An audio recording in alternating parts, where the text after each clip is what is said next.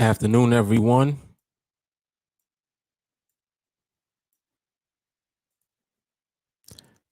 This is Coffee and Charge Live, Volume 39.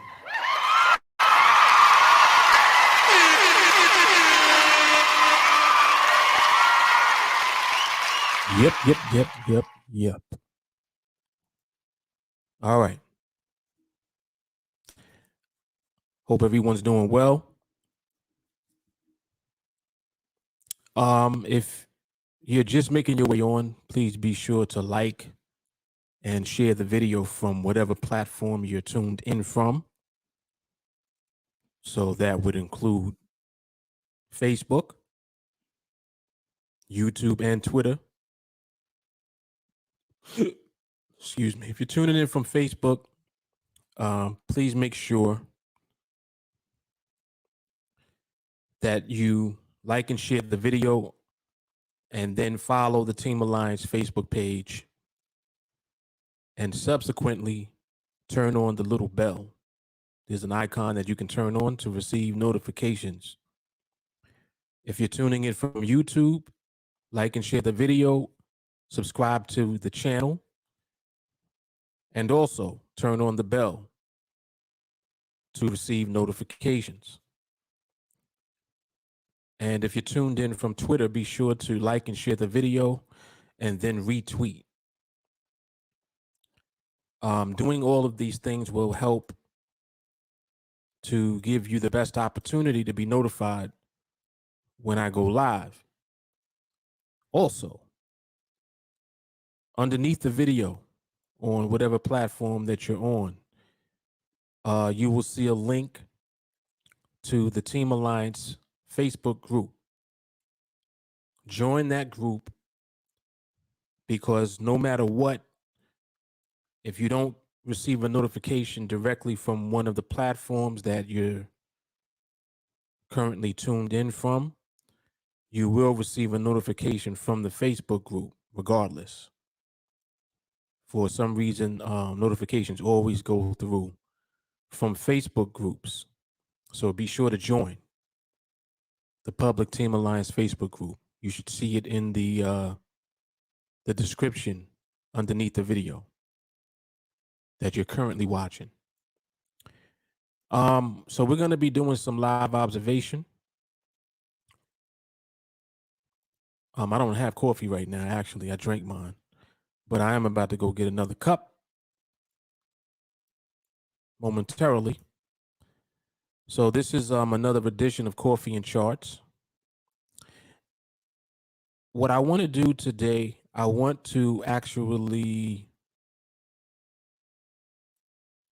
explore option pricing. This has been a subject of interest, particularly for people in training. And I want to elaborate on option pricing a bit as it relates to behavior.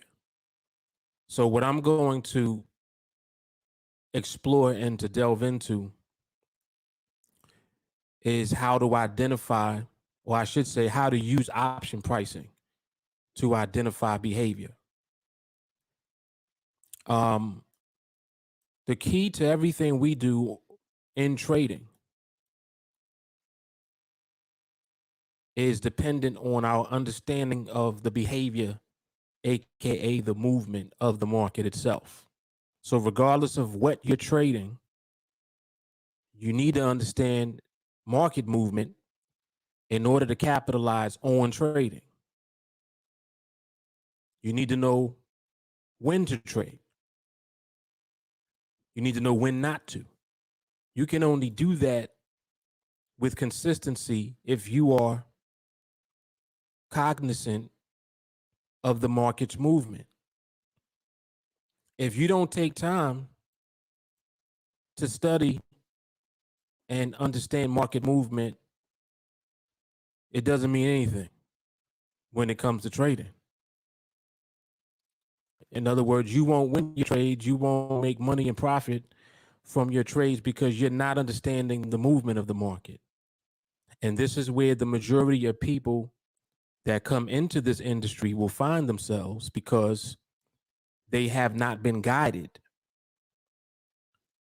especially if they have not run into the content here on TeamAlliance.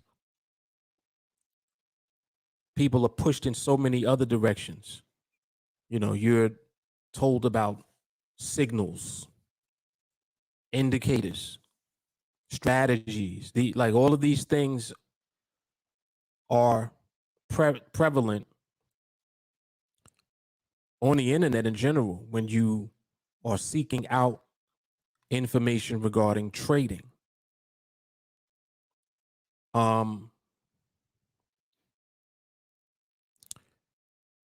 Anyone, and also for those of you who are new, if you're new to this content, please feel free to ask questions. I encourage you to ask questions. If you don't know what stuff is that you're looking at, ask questions. Okay, don't be shy. It's okay. This particular platform that we use is, in my opinion, the best trading platform on earth. What's so funny is that most people never heard of it. Most people. People don't know what NADEX is. But NADEX is a very powerful trading platform. They have designed and developed their own derivative instruments. They have created 3 instruments to be exact. One of them is binary options. That's what we trade. They also have something called call spreads and something called knockouts. And all of these, well, I should say these other 2 are variations of what we do with binaries. They're not binaries, but they're, similar variations, similar to the way that binaries work, but they operate a little differently as far as how much you can trade, at a time, etc. So I don't really talk about them. The only thing I focus on is what I trade. Here, I trade binary options. More specifically, I trade 5-minute binary options. So if you look here, you can see where my mouse is moving, 5-minute, and that opens up this drop down that shows you all of the available markets that these 5-minute options are available on. So there are 7 altogether. These are the 7 underlying foreign exchange markets that you can trade with the 5-minute binaries. The market that I choose to trade is the Euro USD, which is the euro dollar. Very popular foreign exchange market. It's a very popular currency. When you travel to Europe, you use euros. That's what this is. This is the euro versus the USD, showing you the current price of the euro versus the dollar. A lot of people don't realize that this is actual currency information. So, for example, right now, you can take €1 and you can exchange it for $1.15 in US dollars. So €1 is worth $1.15 USD, meaning that it takes you $1.15 in our money to get €1. So the euro is actually more valuable than the dollar because it requires more dollars to get the same euro. That's how you look at the currency pairs. That's why the euro is first, because it's letting you know how much USD you need to get €1. So that's how you look at this information just on the surface level. So for example, the pound. The pound is the currency traded in the UK. It's called pound sterling, right? Or pounds. It takes $1.35 in US dollars to get £1. You see, that's how it works when you look at the pair. For example, with the Aussie is not as valuable as the US dollar. So it only takes you 73 cents to get one Aussie dollar. So you see how these markets, they represent the actual currencies as an exchange. So we're participating in real markets that represent currencies of countries.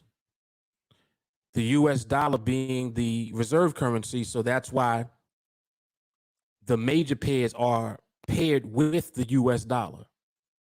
So, just as an example, I never really talk about this that much, but I'm doing this now because I want people that are not in the know to realize why this is so powerful for us. Just like I said a moment ago, this is the best platform on earth because you have to understand that we're able to utilize these foreign exchange currencies as the underlying markets for the binaries that we trade. So we're going to capitalize and make money off of these markets that are open 24 hours. Currencies they don't ever close. Even when this platform shuts down over the weekend, the currencies are still able to be exchanged in real time, but there's just no markets open available for us to trade them. But the currencies are still there in operation. They never close, right? So anyway, that should help you to realize how powerful what you have access to really is. We're trading the world's currency markets, and we're able to trade an instrument on top of these markets that we can use to capitalize on our understanding of how the market moves. So visually, if you look at this chart here, these red and blue candles represent the price movement of the euro. So the euro versus the USD that I just explained, this is showing how the price is moving. The binaries are the horizontal lines that you see going across. They represent price levels in this market. So these binaries are reflecting actual price levels that are relevant to the current price of the euro versus the USD. See? So for example, the most relevant option right now that's available under the 5-minute binaries for the euro would be this one, 1.1527. And the price is displayed in what is called micro pips. So each micro pip is a measure or a unit of measurement to track the movement of the price. 10 micro pips equal 1 pip. 1 pip is the last digit here on the actual option. So that's 7. That's a pip. So you see how you got 1.1527. Then 2 pips up, you got 1.1529. The 7 increases by 2 to become 9. And that price level is up here where this line is. Conversely, there's a price level below 2.7. If you go 2 pips down, it's going to be 1.1525. So you see how the last digit, there's a separation of 2 pips between the lines. The micro pip is the 5th digit, which you don't see on the strike price, but you actually see in the actual price. You see this last digit here? You see how that digit is moving on the end here? Here, that 5th digit represents the micro pip. So when you see that movement, it's showing you down to the micro pip what the activity of the market price is, the underlying euro USD. Okay. So I do this and I talk about this from this perspective just to give you some awareness of what you're actually looking at, what it means, and how powerful it is. Okay. So the fact that we can trade these international currency markets with our instrument, which is the binary, really elevates the power of all of this, because the binaries are simple to trade. This is how you trade a binary. Now I have my green box here, right? Let me explain real quick what the box represents. It's so simple. The box simply represents 2 strike prices, 2 price levels. This one here at the top of the green box represents the 1.1529 option. The bottom of this green box represents the 1.1527 option. And this is a box that I can move. So if the market moves to a different area on the chart, for example, if the market pushes up here and it goes above the top of this box, what I'll do is I'll move the box up there so that I can see the market movement from the perspective of being inside of the box. The inside area of the box simply represents the distance between the 2 relevant strike prices at the time. So just like right now, for example, the 2 relevant strike prices are this one and the one up here.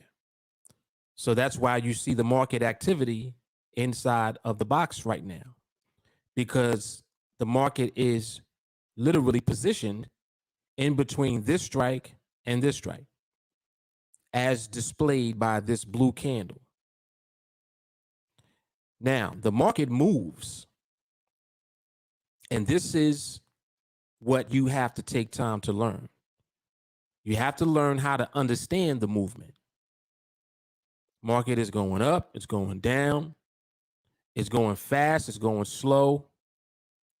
It's moving multiple times within one interval. So for example, we're looking at 1 minute intervals with these candles, right? These red and blue candles here, all of these candles represent 60 seconds. The candle is showing you where the market has traveled within the 60-second period.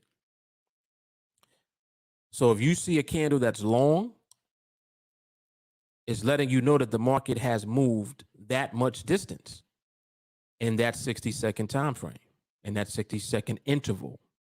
Okay. And the market is just doing this just throughout the day. It's moving all over the place, different speeds, different distances. Like I'm just moving the chart back so you can see different distances. You see different size candles. You see candles that got wicks, the little skinny line on the bottom. Some of them are solid. Some of them are big. Some of them are small. This is showing you how much activity there constantly is in the market. If you're trying to trade, you can trade based off of what you think the market is doing at the time, which may not be what the market is really doing at the time. Just like if you're looking at the market moving down. So for example, let me use an example. Let's say I was looking at this.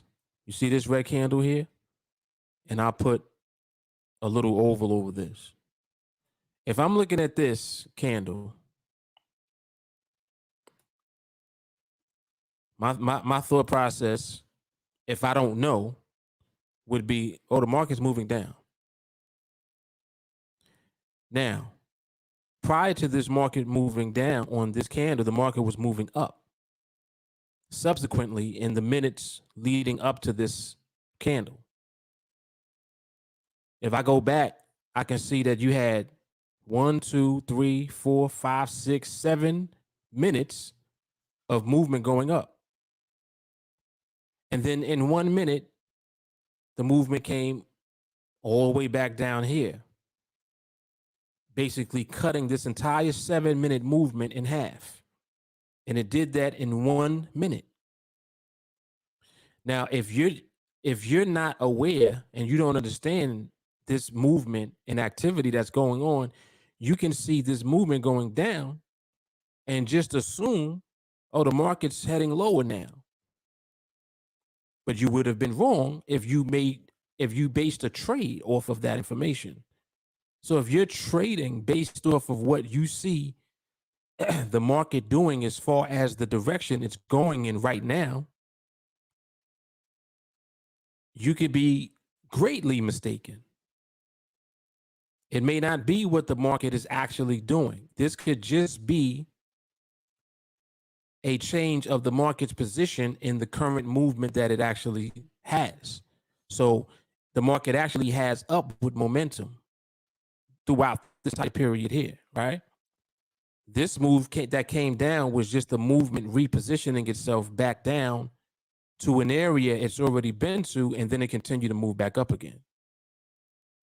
Like I'm just using candles right now as an example to explain how the market moves in different ways. And when you don't understand the movement, if you base trades on direction, you'll quite often be wrong. So if you looked at this and you said to yourself, all right, I think I can sell because, this is a strong move going back down. So I believe that the market will stay underneath that binary right there, that horizontal line going on across right there. I think it'll stay under there. And if you base your trade off of that, look at what happened subsequently. So if you enter a sell off of that information, the market then proceeded to push right up to your line, and it threatened your option. In this particular example, it happened to stay underneath, but it threatened your option. All because you don't know how to interpret this movement. See? So not understanding movement and not understanding how the market is moving is to your detriment. And guess where the majority of people are? They fall in that category of not understanding anything. Okay? So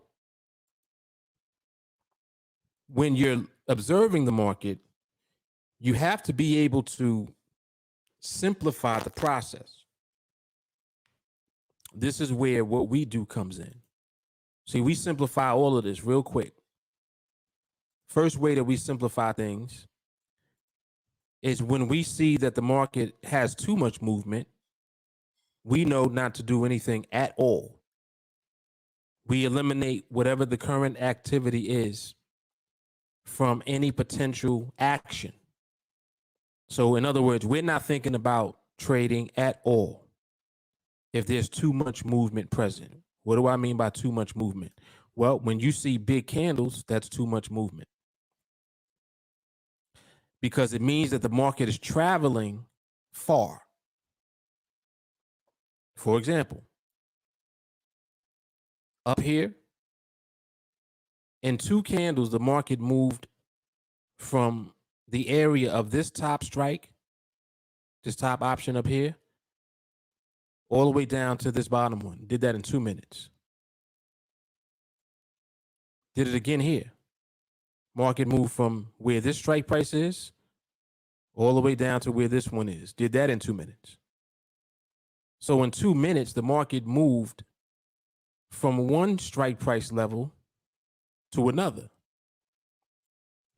With that much distance being covered in 2 minutes, think about that for a moment. If you're trading a 5-minute binary, you have 2 intervals of 2-minute periods plus another minute. So if it started out here at the beginning of the binary, it means that you have 4 more candles that the market can have activity during. And in this particular example, 3 of them were continuation moves going down. And then the 4th one was movement coming back in the opposite direction, going back up, as you can see right there with the blue candle. So you see how the market can move in one direction, then it reverses, goes in the other direction, then it comes back. And all of this is the way people try to place a trade. They're trying to catch these directions. But the problem with that is that you could be right, but you could be wrong about the timing. Meaning you could be saying, all right, well, this is a downtrend, so the market should move lower underneath here. You could be correct about that. But if your timing of when that happens is wrong, if you base your trade off of that information, your binary could be expiring at a time when the market is moving back up, like it is right now. So again, the first way we eliminate the possibility of being caught up in any of that type of activity is when we know the market is moving too much, we stay completely out of activity altogether. There's no chance of a trade.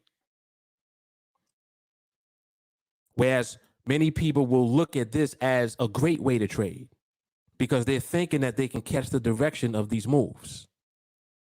See, they're chasing the market. So is that the best way for you to go about trading and ultimately being consistently profitable? In my experience, no, it's not. Because you have to do too much and really flip a coin and hope that you're right, which ultimately means that you're guessing. It could be an educated guess. Like you can be using information to make the guess, but it's still a guess. You understand? So for me, I've always wanted to eliminate the guessing aspect altogether out of the trading equation. I don't want to have to guess. I would rather know what the market is actually doing and then place a trade that corresponds to whatever that behavior is. You see the difference? So you can't understand market behavior without observing the market. And this is where the TeamAlliance process comes in. This is why you always hear me say, well, if you're losing your trades, you need to stop taking trades. And you need to take time out to begin observing the market.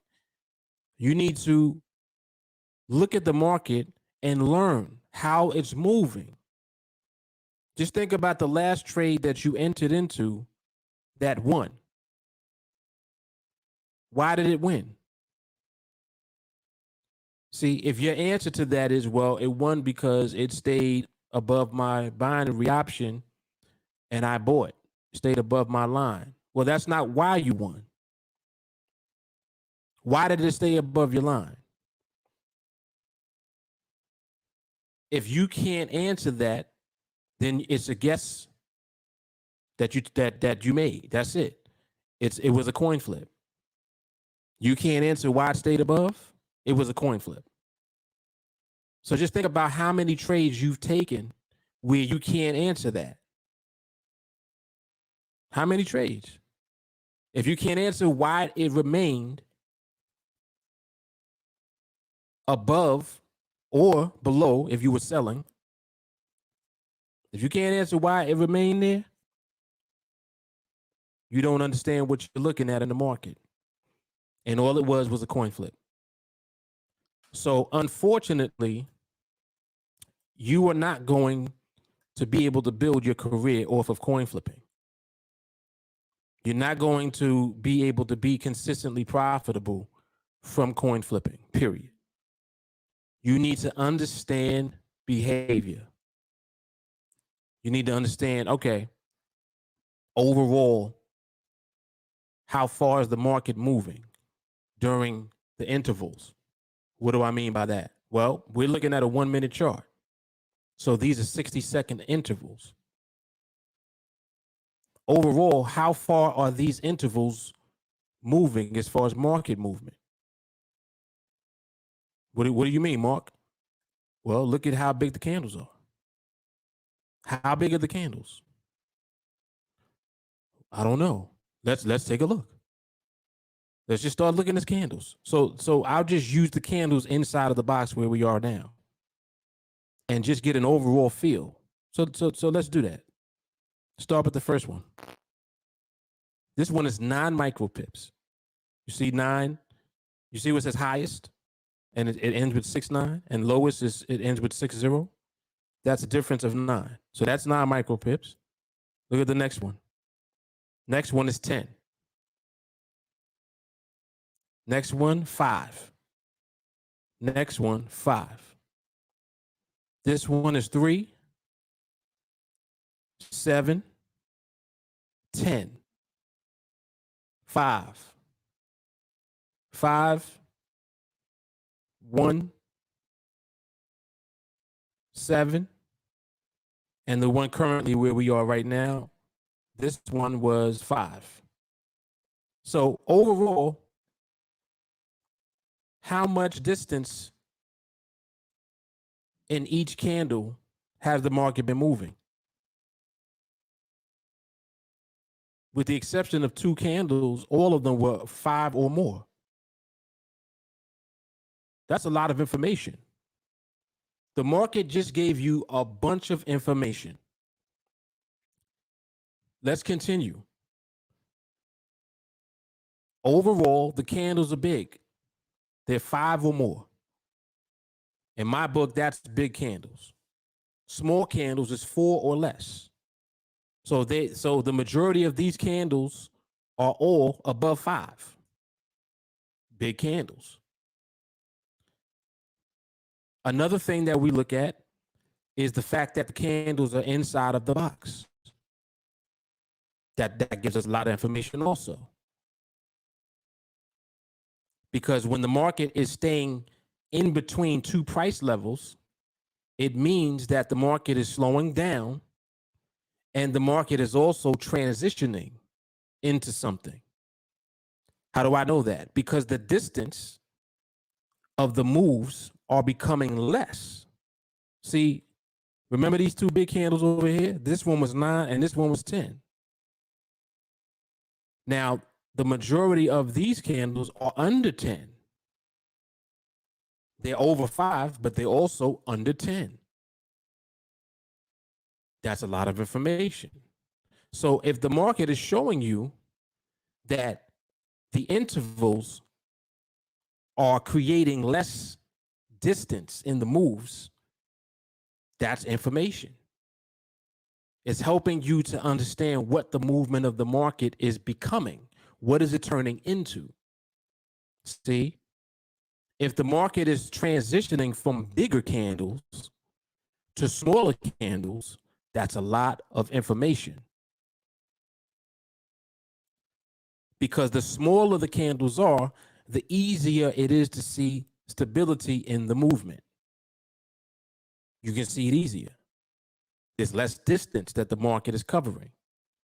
So if there's unstable movement in a shorter amount of distance, you're able to see it easier when the distance is smaller, meaning when the candles are smaller. So you see how much information that is? That's a lot of information. And I'm covering this because this helps you to understand why behavior is so important. If you don't ever understand behavior, you'll never win consistently when you trade. I don't care how good your strategy is. Well, my strategy picks out winners. Oh, okay. So what's your win rate? Well, I'm winning about 8.5, maybe 9 out of 10. So the one trade that you lose, why do you lose that trade? Well, because you know you know what it is. No, I don't know what it is. Well, you can't win them all. Why? You won 9. So why can you have won the one that you lost? Or here's an even better question. How could you have avoided the one that you lost? I'm not completely sure. Right. Right. So you don't understand why you lost. You can't make sense out of why that trade lost. So your default rebuttal is, well, sometimes the market just does something else. Right. But why were you in a trade when the market was doing something else?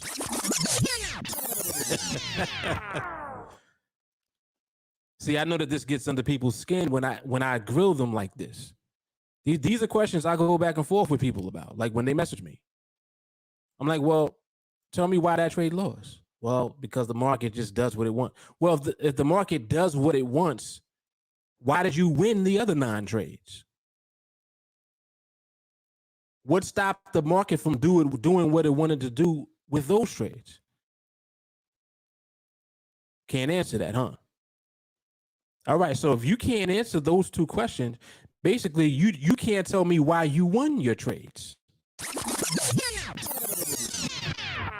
Of course, you can't tell me why you lost the one trade. And what happens when you lose the one trade twice? What happens when you lose 2 times in a row? I'm just asking.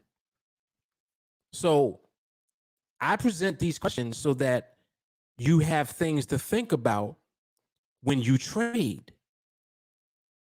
It starts to help you understand what you're doing. Because if you're just trading and you're hoping that you win and You're relying on your strategy to produce the results. You're letting the strategy produce the results instead of letting the market produce the outcome that you want. That's powerful. Listen to what I just said. When you have your strategy, you're relying on the strategy to produce the results. That's why people always ask, what's the win rate of a strategy? Because they know that that strategy is just simply a way to enter trades. They don't know why they're entering the trade. They just know that they're entering the trade. Oh, well, the trade set up, so I took it. Well, why did you take that trade at this time? Because at this time, I saw behavior in the market that led me to believe that it's not stable. And if the behavior is not stable, then even if the market moves in your direction, it won't stay there. So you're wondering why it was moving your way at first and then it reversed. Still trying to figure out why it reversed. Oh, I got to figure out how to not get caught up in the reversals. There was no way you wouldn't have been caught up in that reversal because the market had reversal energy in it. But because you don't understand behavior, you didn't know that.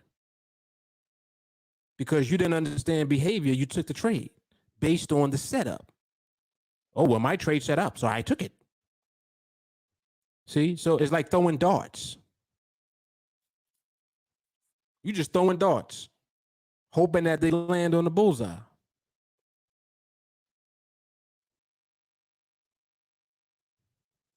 See, there's no skill. So anyway, the reason that I even talk about that is because that's how the bulk of people in this industry operate. Majority of people have a strategy or they use a signal service and then they come on to a trading platform. And then they have to rely on whatever the strategy or the signal service is to produce the results. But you can't explain why anything happened. So you don't know why you're winning and you don't know why you ultimately will lose. And that's the most dangerous thing that you could do in trading is not know. The whole purpose of looking at the market is to know. You need to know something. You don't know anything. Oh, I don't know why that won. I don't know why the market did that. Whereas we can look at the market, I can tell you immediately why it did it. We already saw that behavior was there. Just so happened that you were in the market during a binary where that behavior came right back. See? You might not have even spotted the behavior at all. So you don't even know that behavior is there. That's why stuff looks so crazy to you. You'll look at the market and be like, oh my God, what was that? That was out of nowhere. No, it wasn't out of nowhere. The market was already doing that. It was doing that somewhere. You just didn't know. So all the market is doing is continuing to do what it was already doing. But guess what? You didn't know what it was doing to begin with. All you knew was that your trade set up. Well, you've got to just let the numbers work, Mark. Well, the numbers you're using is going to cause you to lose your money. Because you're relying on the win rate of your strategy. That's what you're doing. You don't even know why you're trading. Mark, what do you mean? I'm trading because my trade set up. All right, keep doing that. keep taking your setups. And when you get set up, don't come to me. Because I told you from the jump to stop. See, and this is another thing. People, when they don't listen, they just do it until it happens. And then they're like, oh, Mark, you were right, man. Damn, I should have, when I first heard you, I should have started training. When you first heard me, you should have stopped trading. Because even before you start training here, you're going to have to stop what you're doing right now. You can't keep doing what you're doing now. It ain't going to work. You got mindset work you need to do. See? All right. But anyway, so I was trying to, and let me see if I can just use some now. I want to use some examples of option pricing. I want to show you something. So what I want you to do here, right? Just look at the option pricing. I want you to look at buy and sell. What I'll do is I'm looking right now at the sell side, right? You see as at 94. Now the pricing being up this high in the 90s is letting you know that the position of the market is extremely far away from the strike price. Now you see how the pricing right now is back in the 80s. Now, if this was to suddenly go down and continue to drop, like it's in the 70s now, let's say it went 60s, 50s, and 40s. Without looking at the indicative, I would know that the actual market is moving away from the strike price just by looking at the option price. I wouldn't even have to look at the indicative. And look at what the market's doing. Look at this. Look. 3 seconds left. Look at where the indicative is now. Look at that. Look at where it expired. Expired right on the strike. Like, did you see that just now? I saw that the market was already doing that just by looking at the option pricing. Remember when I said it was in the 90s? And I said, if you keep looking and you're seeing the market, not even the market, but you're seeing option pricing gradually go down.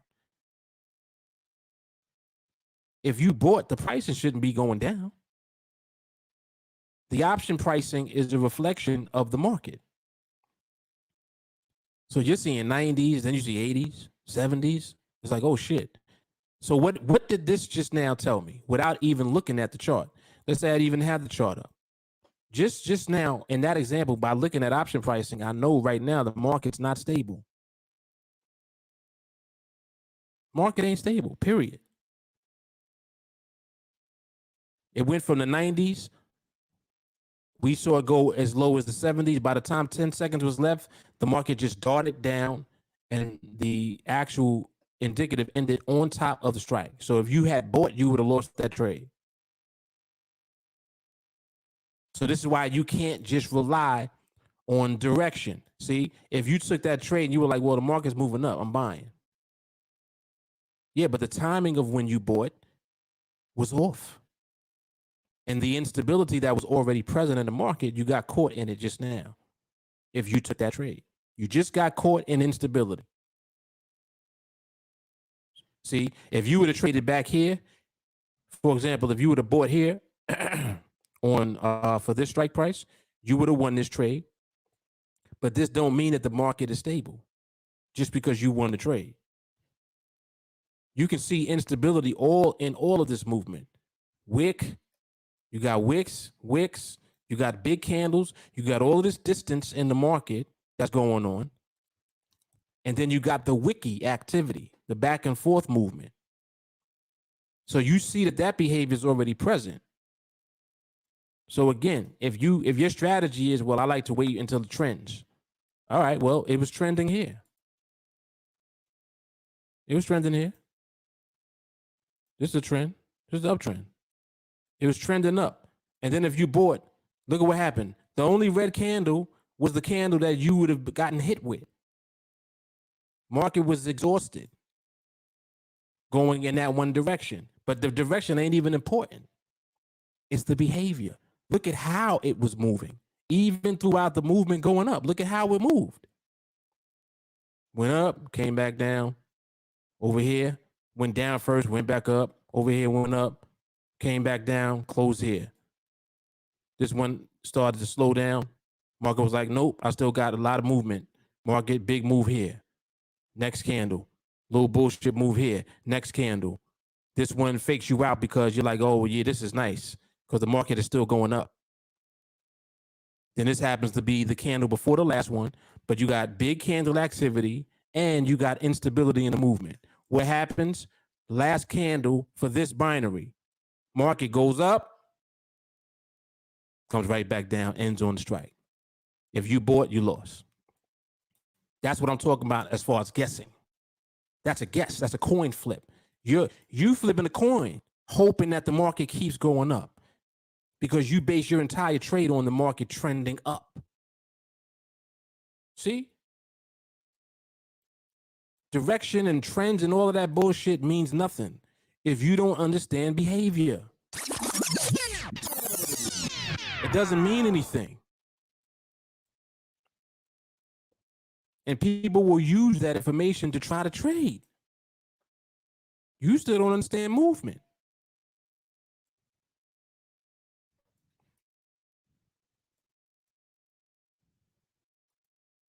The reason I use this box right here helps with so much. It helps me not waste my time. If the market is just going through the box, through the top and through the bottom, through the top, through the bottom, there's nothing to do. There's nothing to do. Look at what the market was doing this entire time with the box. The longest period of time that you had with the candles in the box was here. By the time it got here, market ain't spending no time in the box. Look at that. 2 minutes in the box. This one was in the box for 3 minutes. This one in the box for 2 minutes. This one in the box for 3 minutes. See? The box is showing you the distance between two strikes. So if the market keeps violating the top or the bottom of the box, it's moving too much.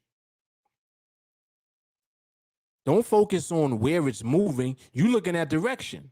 See, I know what people be doing. They're looking at the candles like, oh, well, it's going up. So shouldn't I buy? Why would you want to buy with the behavior that you see? Look at what it did here. It went up and then it came down for 4 minutes. So what are you basing your trade off of? The fact that it was going up here? It's going up now. It's going up again now. So what are you going to do? You're going to base a trade off of this movement going up? You got 4 minutes left.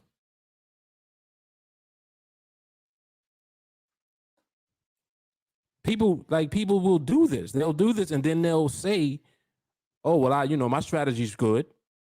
I win 8 out of 10. Yeah, then you lose. You'll lose this one. This one right here. You'll lose this one. The one that ended right on the strike. You get slapped out. You'll lose that one. And then I'll ask you, well, why'd you lose this one? I don't know. The market was in an uptrend. It was in a nice uptrend, and then it just did something else. But the market already gave you warning that this activity was present. You shouldn't have even been trading.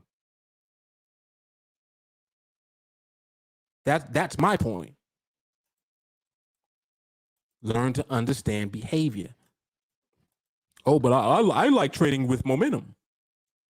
All right, keep playing with momentum.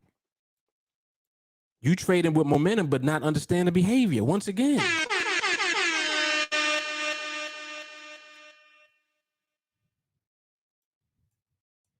So I'm gonna continue with this exercise with pricing. This is what I wanted to talk about today. So again, and matter of fact, let me move the chart out the way. This way I won't even look at what the chart is doing at all. I'm just looking at option price.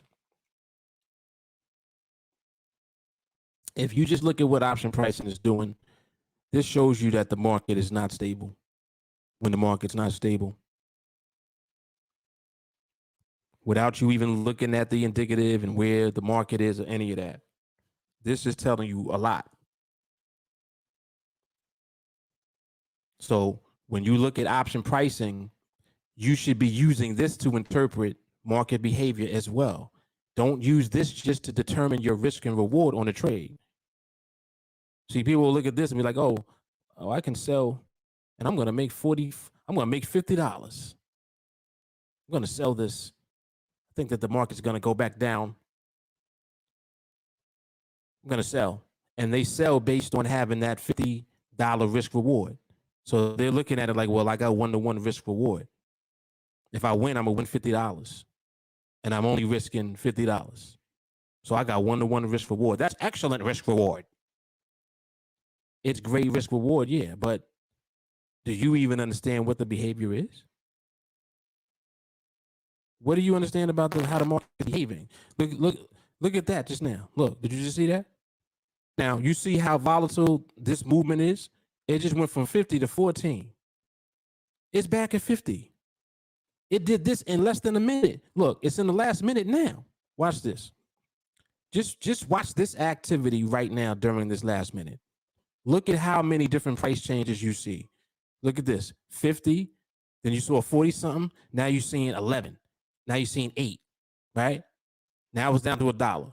All right, you sold, you feel good. Oh, yeah, I did it. Man, I'm doing great.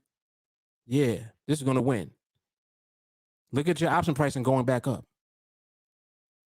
Look at how much it's fluctuating. All of that activity, all that back and forth, that's called behavior. When you see option pricing doing all of that, it's doing too much. The same way that the market moves in your favor, the market could be moving against you with the same level of intensity. See? Worst thing that can happen to you is you take a trade like that and you win. Again, we ain't even looking at the chart. Just looking at option pricing, immediately I see there's too much going on, nothing to do. I ain't trading that. During 60 seconds, you saw option pricing go from the 50s to 10 twice. It went from 50 down to 10, back up to 50. It's too much. Yeah, but the risk reward was great. Yeah, but it's a coin flip.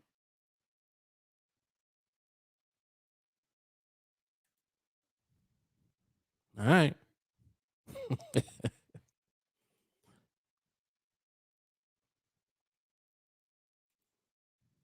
This is what I'm talking about. Ability to immediately recognize erratic behavior will add years to one's life.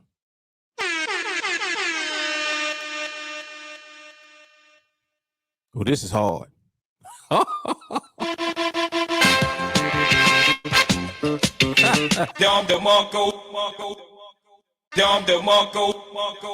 Walker said, F risk reward. I want to recognize when the market is handing out the reward.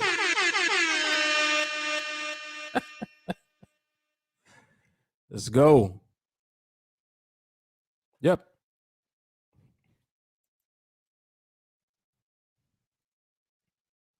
All right, let me come back. Let me see what I missed.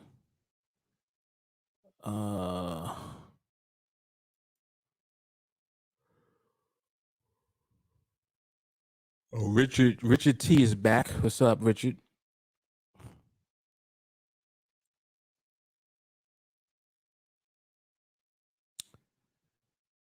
Let me see. Looking at each move of 1 minute is a lot of work, including the behavior thing that you speak about. Looking at each move of 1 minute. It's actually not that much to do because we don't really got to sit around looking at the minute candles for the whole 5-minute binary. Like, I don't even come and look at the chart until we're getting towards the end of the binary, because it really doesn't matter what the market is doing for the first 4 minutes. What's most important is what it's doing in the last one. Whatever the market does at the end decides the winner of the binary. So you need to be aware of the activity leading up to the end. That's what you need to know. So, for example, like, we got 2 minutes left now? So if I start looking at, let's say I'm looking at option pricing now, I see that just from option pricing, I know that this is underneath this strike price. So this strike price is 1531. I know the market's under that just because of where the pricing is. All right. Now I see that this is the current pricing, and I need to know how it's behaving. So I'm going to keep looking at this pricing to see if I recognize that this pricing is not stable. See, stable means gradual. If I see that this is gradually making its way lower, lower, lower, lower, versus it goes down, then it comes back up, like it's in the teens, and then it's in the single digits, and then out of nowhere it's back in the 30s, 40s. I know that that's erratic movement in the market. Just looking at this example now, just now, I saw more of a gradual movement to the downside. It was in the 20s, then it was in the teens, right? Then we saw single digits. Now we see this. That this is more of an indication now that the market has more stability in the movement versus the other example that we looked at. So just me looking at option pricing, I can see in this binary that there is more stable movement, or I should say less unstable movement than there was before. See? So again, I'm not looking at this for a trade. I'm looking at this to interpret the behavior. I can look at option pricing and interpret the behavior without the chart. So without even looking at the chart, I know that the market was below the top of the box, and it remained there, and the candle's red. And the candle don't have a wick on top either. That candle just now, I know that that's what it looks like just by looking at how the option price was. Let's look. There you go. Look at this.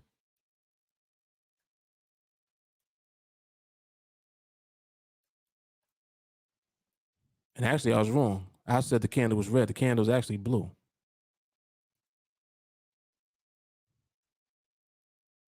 But the one thing that I did recognize was the fact that it was away from the strike also. All right. So here's this. Because again, I wasn't looking at the indicative. So I didn't cheat. I just did all of that just now based on option pricing. I wasn't looking at the indicative at all. So basically on that last candle just now, what the market did was it moved down and it actually came back up to where it opened. But if you look at the position of the market, there was distance away from the strike. So because there was distance away from the strike, you never saw option pricing go back up because the movement never threatened to strike again. Even though the movement came back up from where it moved to, which is why the candle turned blue and you got a wick on the bottom, the actual movement as far as threatening the strike, it didn't do that. You can see that there's distance. That's why you didn't see option pricing come back up again. See? So again, it's giving you a lot of information just looking at option pricing. And I'm doing this just because people always comment and ask questions and talk about option pricing. I'm trying to help you to understand option pricing from the perspective of behavior, not from the perspective of identifying whether there's a trade there or not.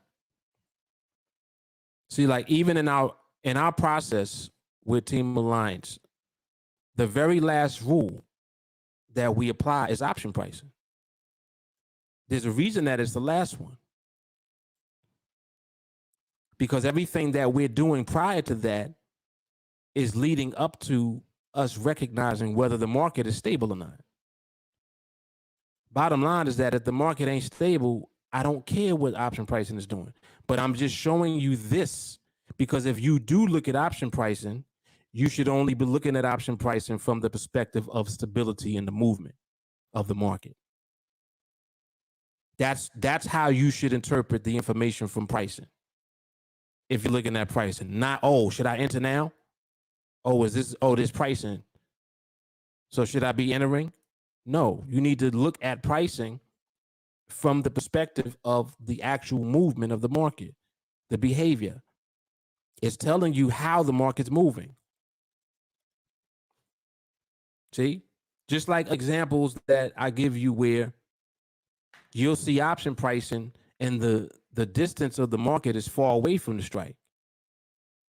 If the market is sitting in between two strikes and you see option pricing, that's letting you know that the market is about to do something. It's about to move. If you're in the last minute of the binary, let me look at something. Let me look at let me just look at this pricing. So you see pricing here on the buy side, and I'm looking on the sell side now, right? So I'm looking at this 80s, 90s, 80s, and I'm just going to watch this. I'm looking at this.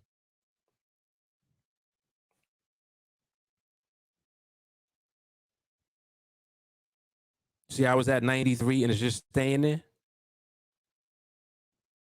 Now you see it coming back into the 80s. So you know the market's moving.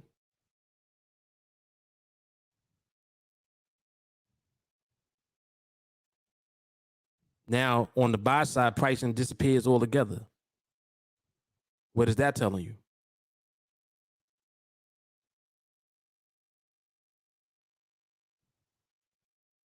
See, there's a lot of information in all of this.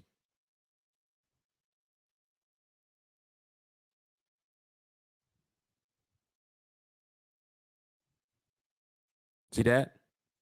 So that was a lot of information.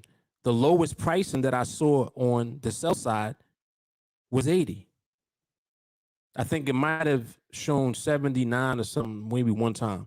But other than that, I saw 80 and higher. Again, it's telling me a lot about the movement. That was a lot of information just now about the movement. So I knew for one that there was enough distance away from the strike for the strike to not be threatened. That's why you never saw pricing go underneath 79. You didn't see that. That's giving you a lot of information. So now when we go over and look at how the candle ended up looking,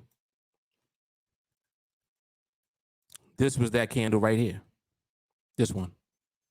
And again, it's a red candle. So there was movement that went up and there's movement that came down. But once again, what did it not do? It did not threaten strike. That's why you never saw option pricing go underneath 79. So you like this is giving you a lot of information about the relationship between option pricing and the market itself. So you can identify the market not being stable or the market stabilizing by looking at option pricing too. See? Because it's the timing of when you look. So when you look at the last minute and you look at what the option pricing is doing, it's telling you a lot of information. So here's yet another tool. Mind you, we use option pricing only for the purpose of the parameters in our process when we're ready to enter a trade or to determine whether there's going to be an entry into a trade. But by that time, we already know if the market is stable. But this tool that I'm giving you now will help you to not use option pricing to trade with, but more so to use option pricing to recognize stability and instability in the market. So if you're going to look at option pricing, use it for the right reason. Don't look at that and think that that's what you're using just to enter. What it's doing is showing you if there's stability in the market at the time also, the same way all the other tools do. In the past, I did entire trainings on this. I called it option pricing exercise, OPE, where we would just look at option pricing. We wouldn't look at the chart. and we would look at the indicative. We would just look at how the option pricing is moving, and it would give us all the information. We would even know how far the indicative was away from the strike just by the option pricing. So it just helps to sharpen, once again, your ability to see stability. That's all I'm doing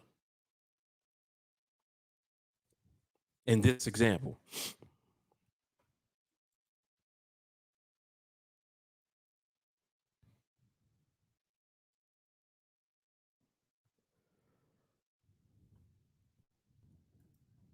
Yep, this is 100% accurate. Watch it to see where the market's at. That's it.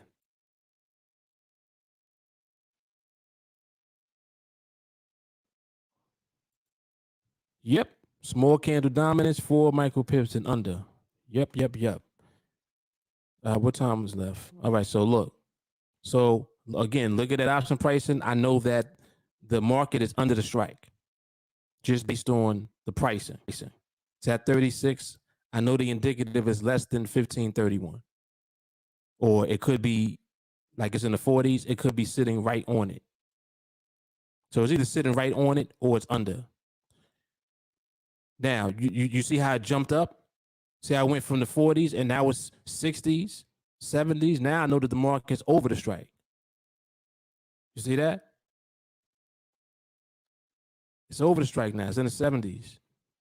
And you see how it's gradually going up? So again, started out in the 30s, never saw 20s, 30s, 40s, 50s, 60s, and 70s. Gradually made its way up. If you actually look at how that option pricing was just now, that was more stable. I'm not even talking about the position because we knew when it was in the 30s that it was either very close to the strike or it was under. Then it went into the 40s. Then I saw 50. Then I saw over 50. I know now it's over. It's over the strike. It's on the top. It's above it. Then it gradually 50s, 60s, 70s. See? Now let's look at the candle. This is the candle right here. This one. So literally it was on the strike. When it was in the 30s, it was literally sitting on the strike. And then it gradually its way up above the strike. And the movement was more stable. So I'm just looking at the last minute of the candle, of the binary at option pricing. And I'm already seeing that the movement of the market is stabilizing because in 2 instances, the market was gradually making its way in one direction. The price of the option gradually moving in the same direction. And that example just now, it moved from literally sitting on the strike to going above. I'm talking about the indicative. Option pricing showed me 30s, 40s, 50s, 60s, and 70s gradually. So I wasn't even looking at the indicative, and I knew that that's what the market was doing. Powerful, man. See, so it's all about being able to interpret what you see. So again, without even looking at the market itself, option pricing is helping me to see what the market's doing and how it's doing it. Like if I didn't know if the market was stable or not, I can use this exercise and this will tell me a lot about the movement. Like, all right, is the movement stable? All right, well, let me look at option pricing. If I see option pricing all over the place, hell no, it ain't stable. But if I see option pricing gradually pricing out, that's telling me a lot of information about the market. See?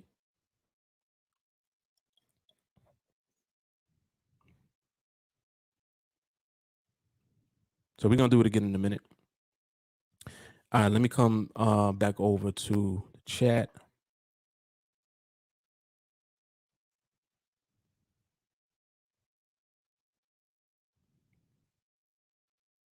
Yep. Knowing the environment will save you time and money. 100%.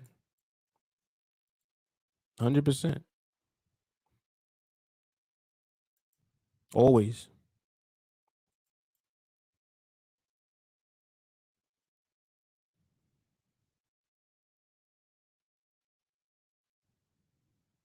So for those in attendance, is anyone confused about this at all? Because I definitely never want to confuse any of you. Anytime I talk about things, it's always to give you more understanding of what you're doing already.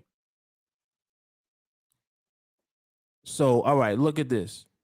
So look, you see how this right here, this is priced out, and you see how down here on the buy side, this is priced out. I already know that the market is somewhere in the middle. It's in between these two strikes. I don't even see the candles or nothing, and I'm not looking at the indicative. I'm just looking at option pricing. I'm looking at option pricing here, and I'm looking at option pricing here, and I know that the market's in between these two strikes in the middle.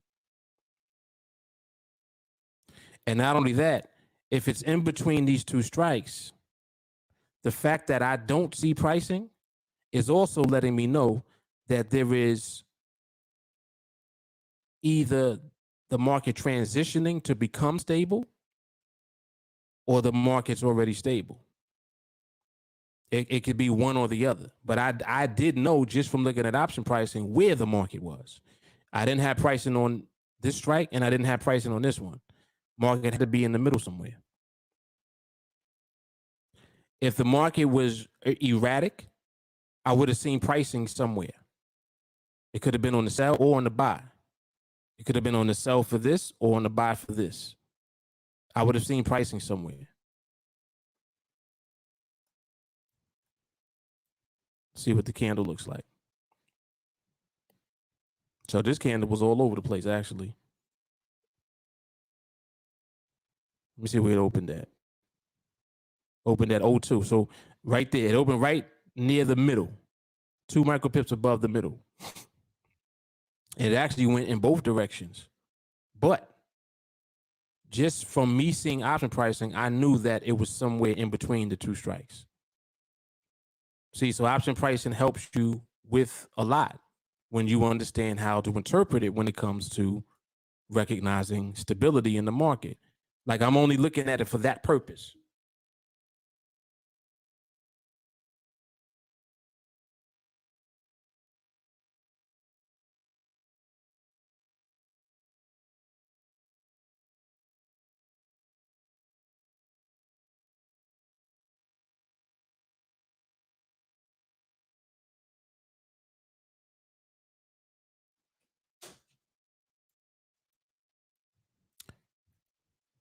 Yep.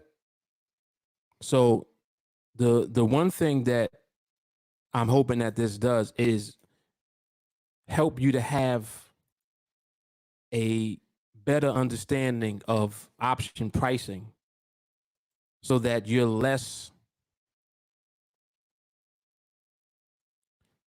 anxious when it comes to pricing, if that makes sense.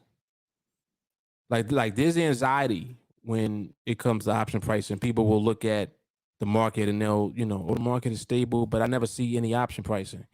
Well, there are times where you shouldn't see option pricing.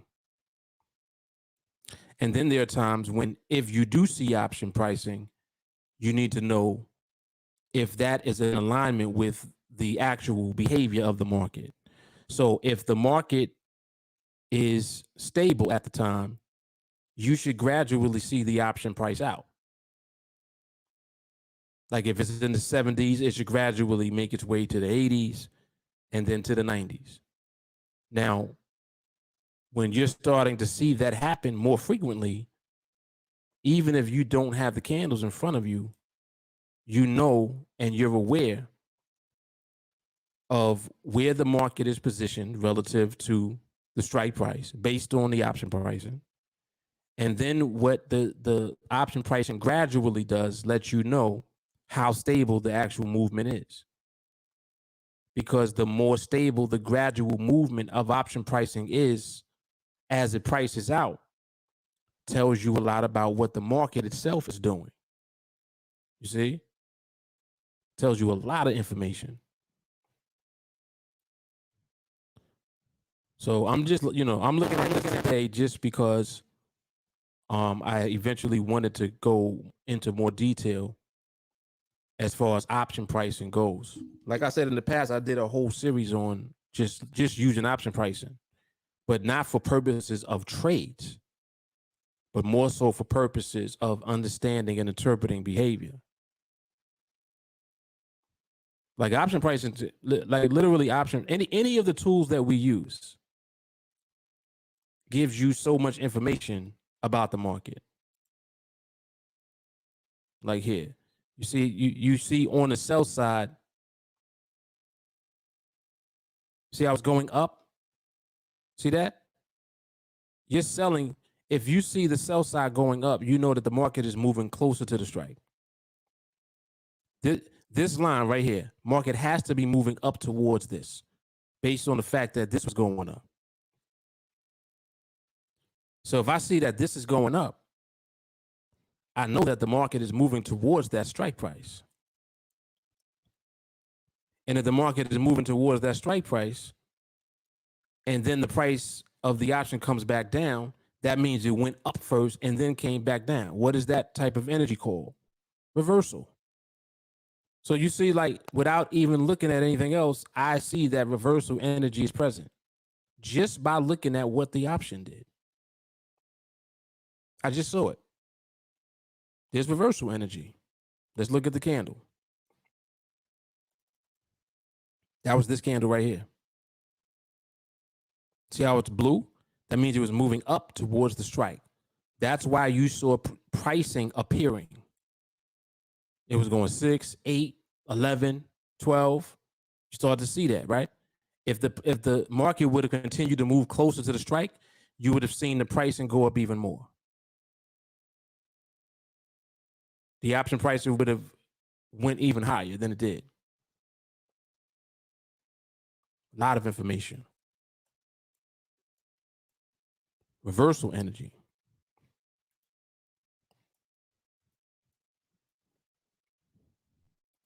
And you can see it even more clear because you see the little wick underneath.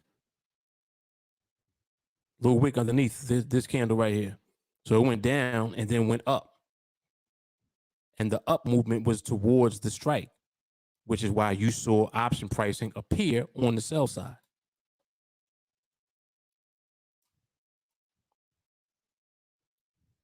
Powerful information.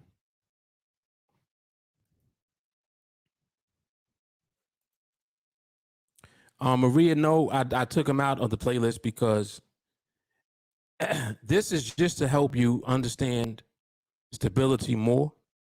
The OPE is not really something that you have to do. I'm just doing this because I can do it. It's just something that people have brought up a lot as far as option pricing goes. But I don't introduce these things to add more things for you to do. The whole idea is to be able to do less, but to do more things less of the time. So for example, the box, smaller candle dominance, range, right? Move whole. All of these things are what you want to be able to do with efficiency. And then ultimately, when you have all the layers of stability present, when a trade sets up, that's when you would apply parameters.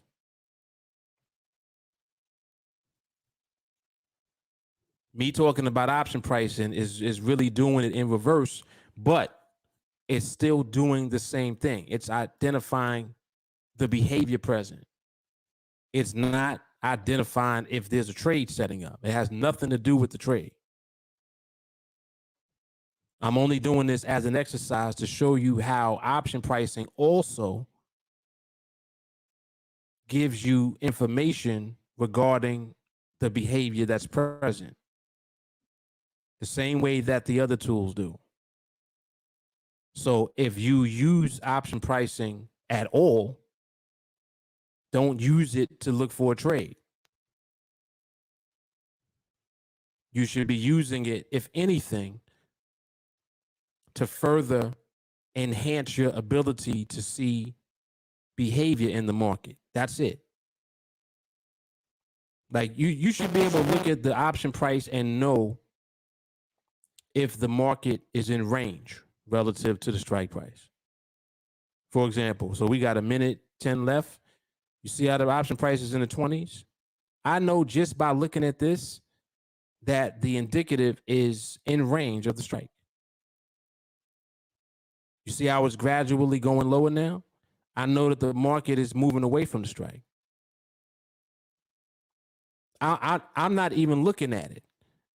I know just from looking at this that the market was in range and it started moving away. And if I continue to look, and I can even look at this side, if I look at the buy side, if I see this jumping up, I know that the market is probably going to be moving back up towards the strike, but it's not doing that. See how this is stable? It's at 20. See this? So this let me know the market is staying where it went. It moved away and it's staying there. Just by looking at this. Now there's 10 seconds left, price and disappears altogether, and that's it. So now, if I had to describe how the candle looks, candle's red, and it's clean. It ain't gonna have no wicks on it. Let's see. Look. This is that candle right there. Clean candle with no wicks. And I was able to see that just by looking at option pricing. I also knew that when it started out, it was in range. How did I know that? Because it was in the 20s. See? Simultaneously, look what else is going on. Market is now staying in the box. Market is also producing smaller candles. They're not small enough yet, but they're smaller than they were. Let's look. 1. This one is 6. 5. This one is 4.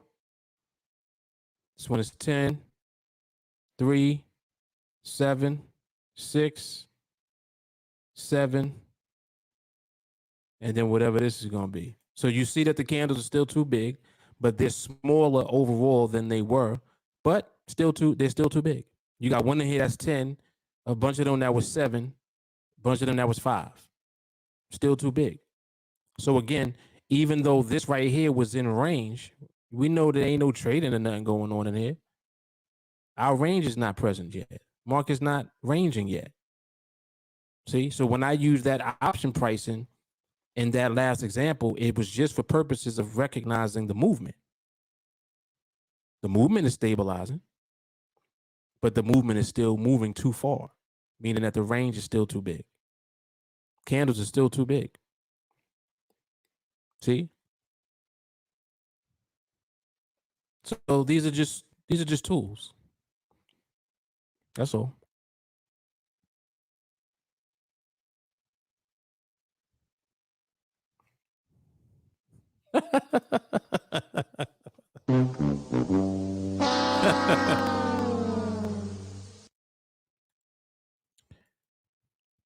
Yeah, one of the reasons also I wanted to talk about option pricing is because we use option pricing in the process, even though it's at the end. Some people are getting caught up with looking at option pricing to try to determine if, oh, was this one MRMH? Was this one MRMH? Is this stability? And if you're using option pricing, I want you to use it properly for the purpose of recognizing stability.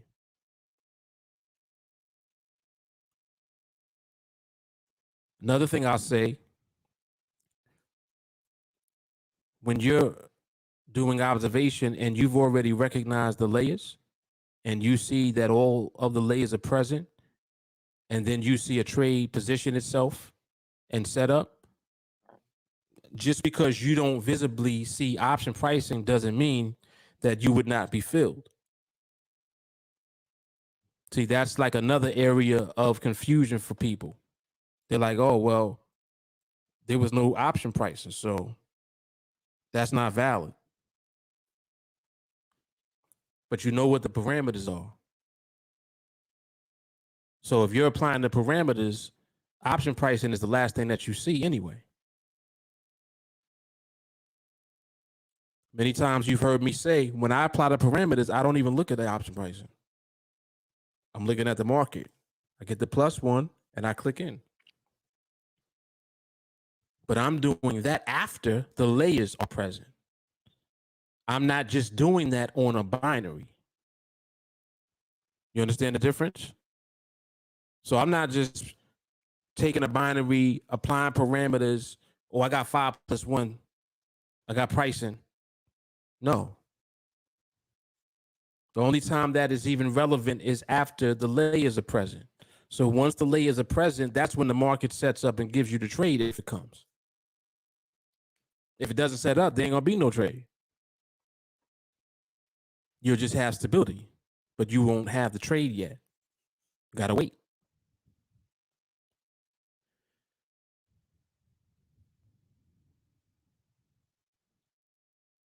Yes. You learn option pricing by observing at the right time.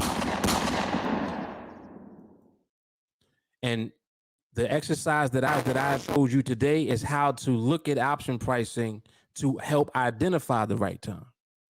Not to look at option pricing for a trade.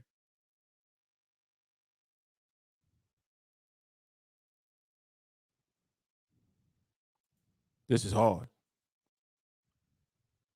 Most of this information is not to be taken for granted. A lot of people don't know how to recognize stability like we do. Facts.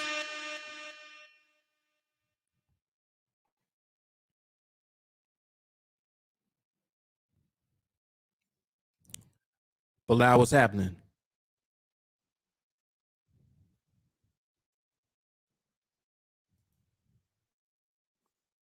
Jamal, if you know which benediction posted.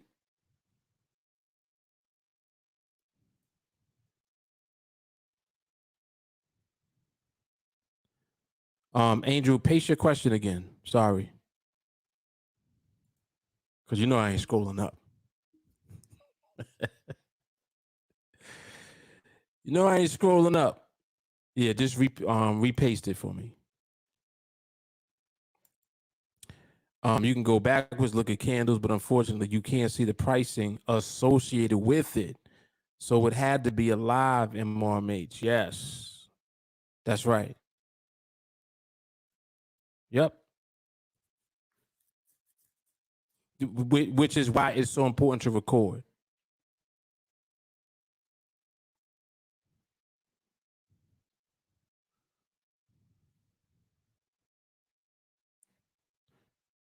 David, once you begin to allow yourself to submit to the market and be a part of the process, you begin to see it all.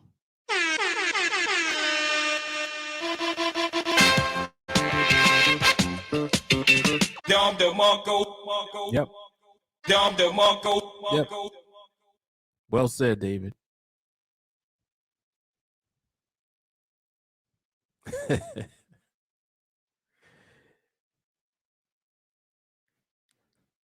So clearly you don't want to scroll up either, because you could have scrolled up and got it. She gonna sit there, type a whole thing out again. All right. When you know for a fact that the market is stable, when you see option pricing moving a bit, it indicates liquidity at the time. When you say moving a bit, what do you mean by that? Market is stable. You see option pricing moving. What do you mean?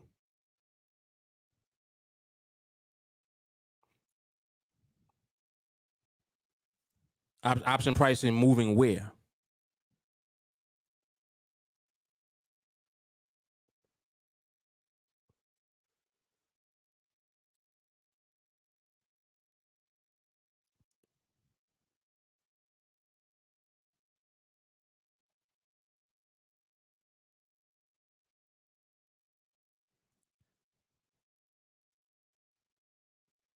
I'll show you something interesting. Do you see how this is priced out already? You see how the sell is priced out? The sell on the sell side, the market is eight, yeah, 8 micropips underneath the strike. It's 8 micropips away, and the option is priced out. What is that telling you about the market movement? Now it's 4 micropips away from the strike. Option is still priced out. What is that telling you about the market?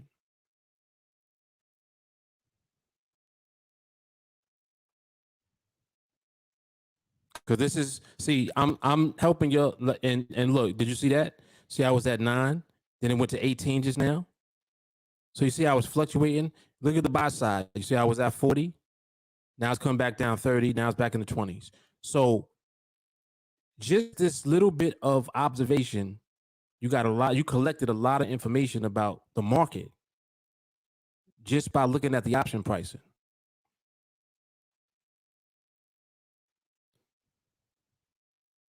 So I'm gonna let y'all tell me, because that was a lot just now. That was a lot of information just now.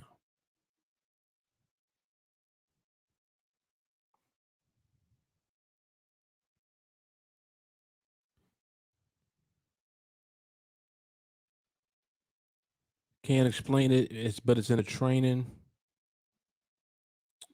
Um.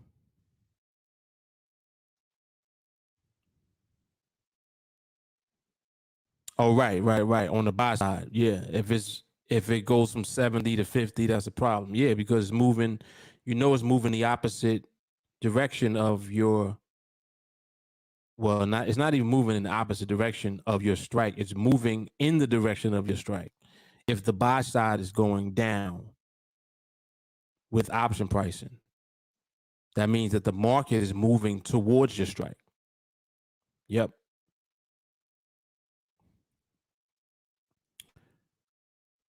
Around the threshold, not going in the other direction, but it's not all the way priced out, and the market was stable and in position. Around the threshold, not going in the other direction.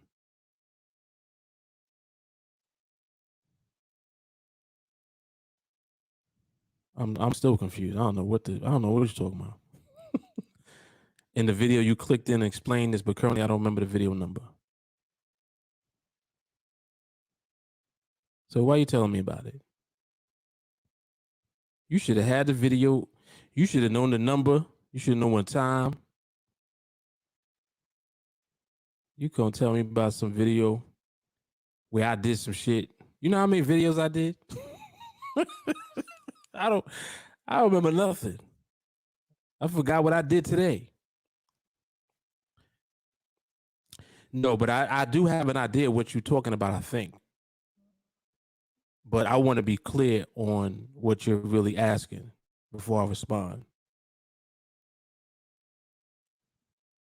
It was in the 80s, not going below 80, but it was 88, then 84, then 86. Okay, so it was floating around in the 80s. So let's say that, so from from what I'm gathering from what you're saying that it was floating around in the 80s. Is that right?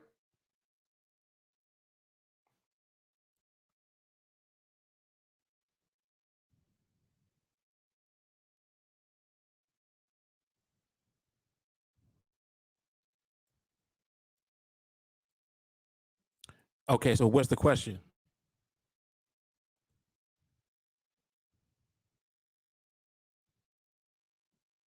Look at Angel shooting back.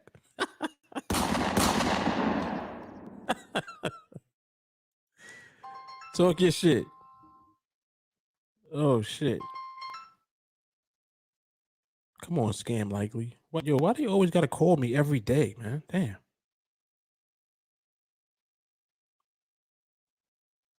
Scam Likely ass. What's this? I don't even know what this is.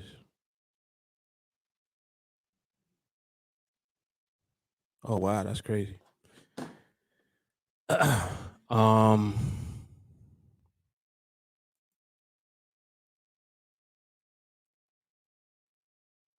yeah, so Angel, what's the question?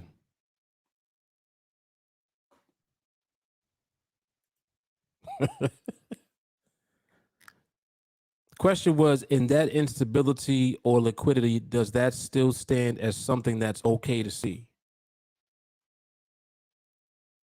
So this is based upon having existing stability, as in having all layers of stability. Is that the assumption, that we have all layers of stability present and then we're observing the market to see the trade setting up? Is that what you're saying?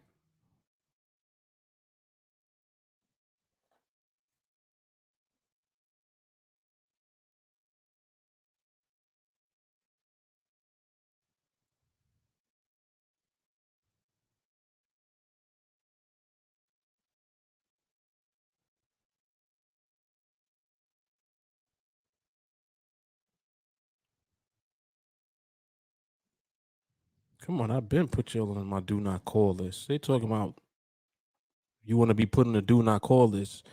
Yes. Just keep calling from different numbers. Out of here.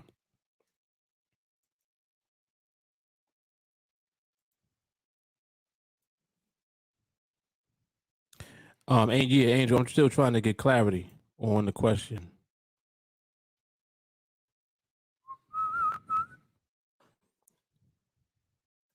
Back then, didn't have layers of stability like we do now, but you said in the video market was stable and you already had MRMH. Okay, so if MRMH was already present, well, if I was doing it, then yes, you know that the market was already stable.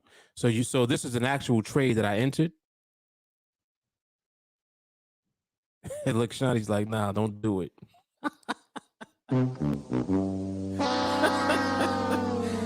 Shawty like, nah, don't go into that liquidity shit, please.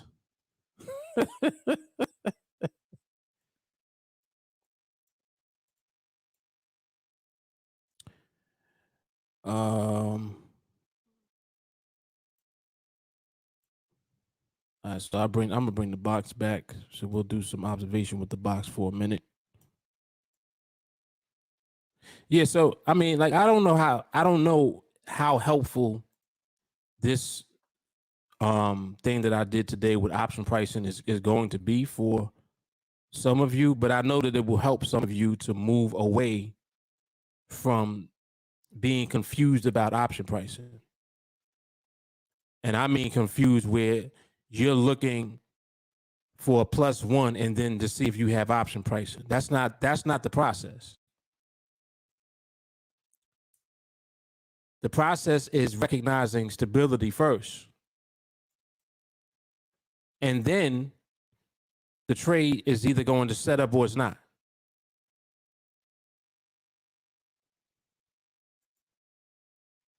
So that's why I wanted to redirect your focus of option pricing away from the trade so that I redirect you away from trade mode. That's kind of what my objective is.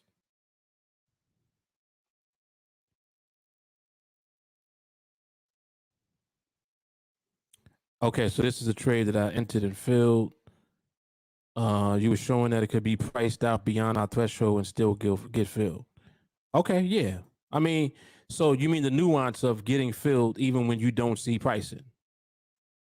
I thought you were saying that I did see pricing.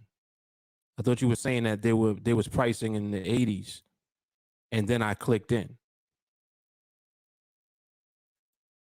Or maybe that's what you're still saying. So, all right, let me see if I can. All right. So it's what I'm saying. It wasn't all the way priced out. So it wasn't completely priced out. It was still in the 80s, but it wasn't 80 either. And did I enter at 80?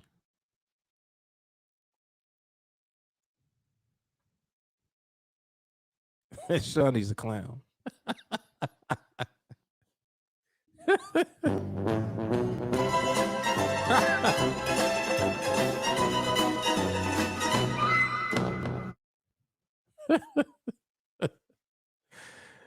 Oh, shoot. Okay, so it was in the 80s. All right. It was in the 80s and I was entering at 80. Yes?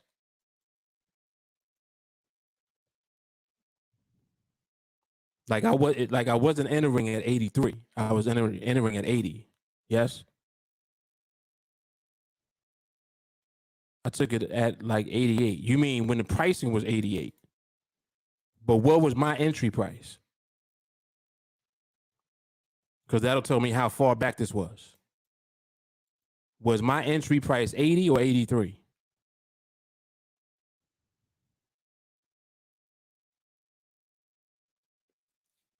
Ooh, Melanie on point, boy. Get him, Mel. Whoa. Did y'all catch that? Melanie's on point. She said the threshold is on a pivot. That's right. Okay, so I was entering at 80. All right. So this ain't back. This is not that far back. Carmela's talking about the same one, I think. Talking about not leaving the work order open if you don't get filled. So, Carmela, was I saying to leave it or I was saying to not leave it? Because that'll also tell me how far back it is. Because if I said to leave it open,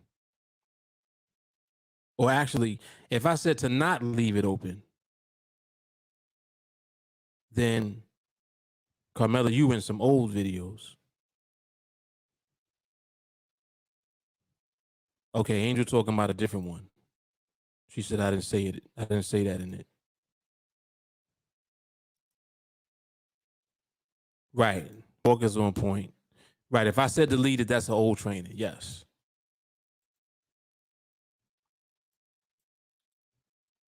You were saying why we see you take trades like this sometimes. Okay.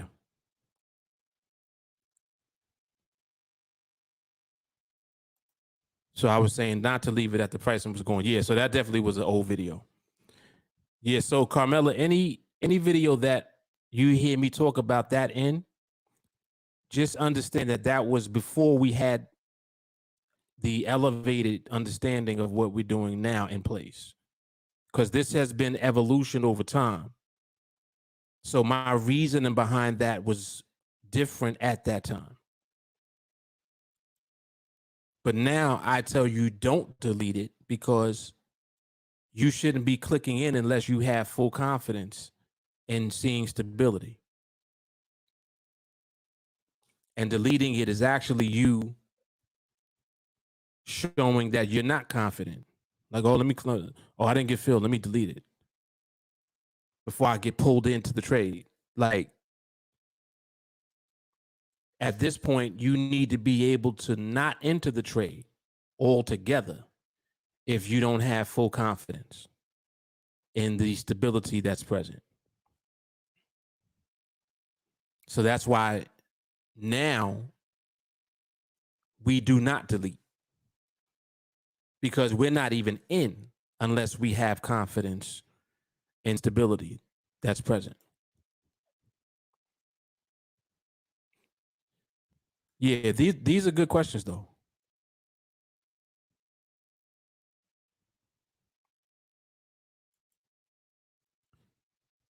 If you find the exact one, re-listen to it and then tell me exactly what I said at the time. and then I'll give more clarity. Because I'm still not sure if I understood and answered the question. Like, did I answer the question? Because I still don't even know what the question is. So I don't even know if I answered it or not. But you tell me if I answered it or not.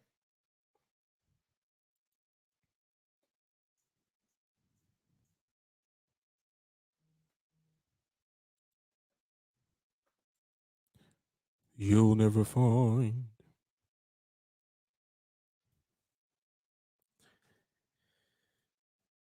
Oh man.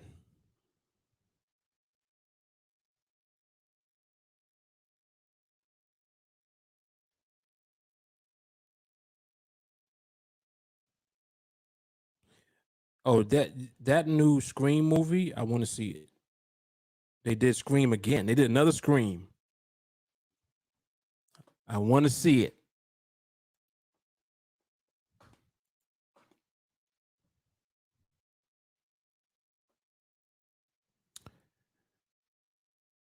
Okay, yeah, do that. Yep, do that.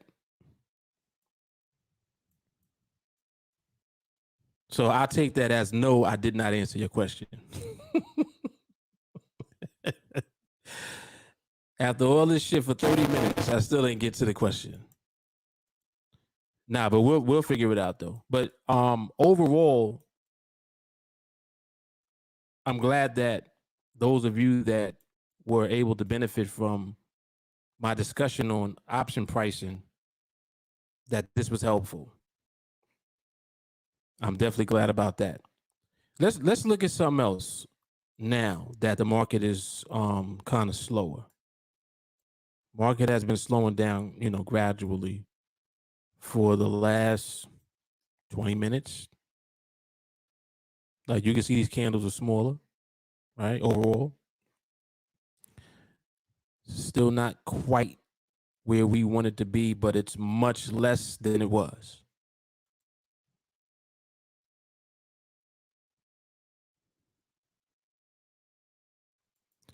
Okay, so you just wanted more clarity on your own understanding.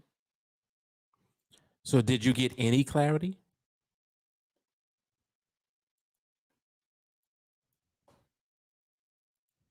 Even though I know that you did, but I want to hear you say it.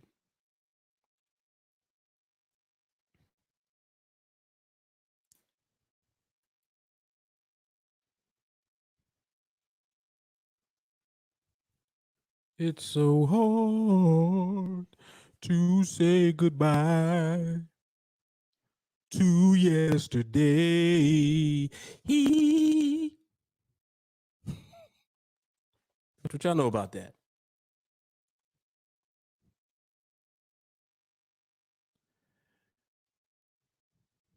We just gonna say you did? All right, I'm cool with it.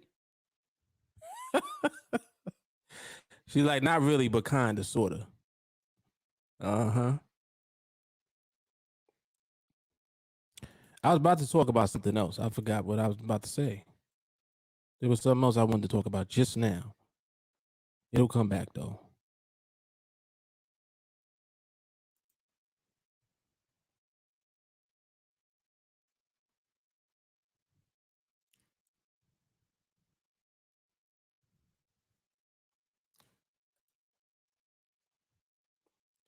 Guantanamera.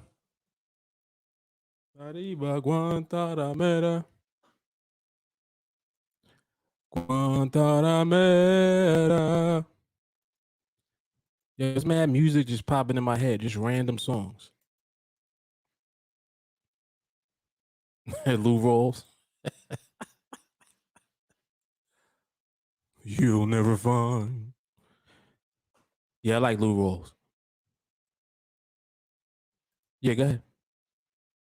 What's the new question? All right, how much time we got left? 2 minutes. Can I do it on this one? Uh, I guess no, I can't really do it on this one because the market's out of position for what I wanted to talk about. Yeah, it's out of position. All right, I'll see if it does it on the next one, maybe.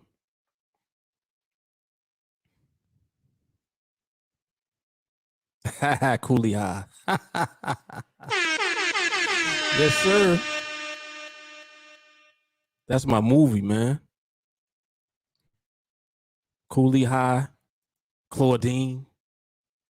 What you know about Claudine? I don't know nothing about that.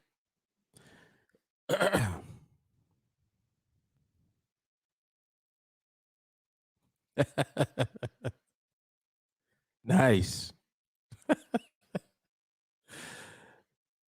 Takashi. Ugh.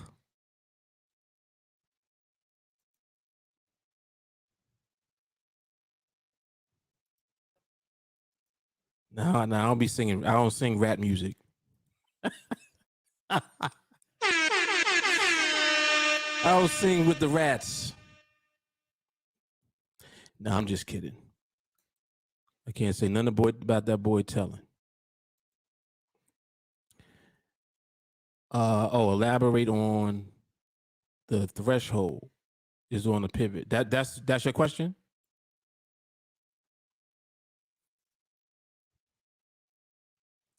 The threshold is a pivot. Well, tell me what the threshold is. See how sharp. Let me see how much you've really been training. What's your threshold, Angel?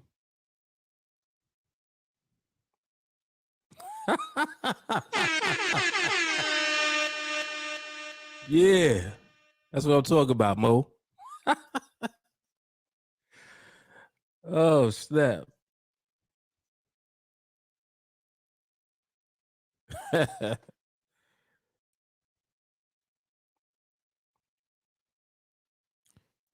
Yes. Yes, I am. What are they?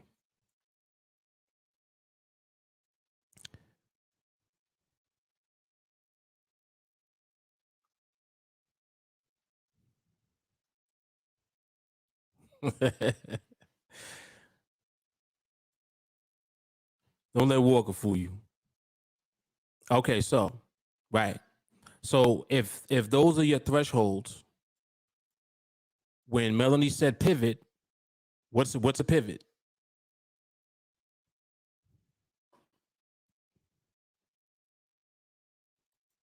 Yeah, Walker be acting crazy. So what's a pivot? What does that mean?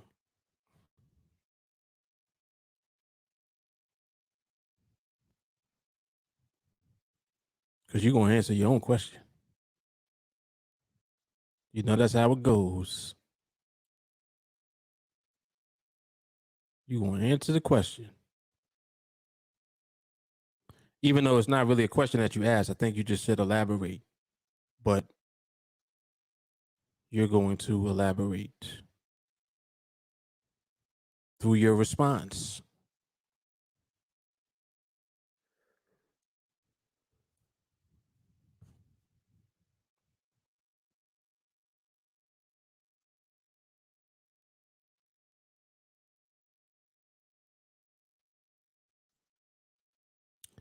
Doesn't pivot deal with moving backwards or moving away? Not necessarily, no. Pivot means that you have a center, you have like a line of demarcation. That line represents the pivot.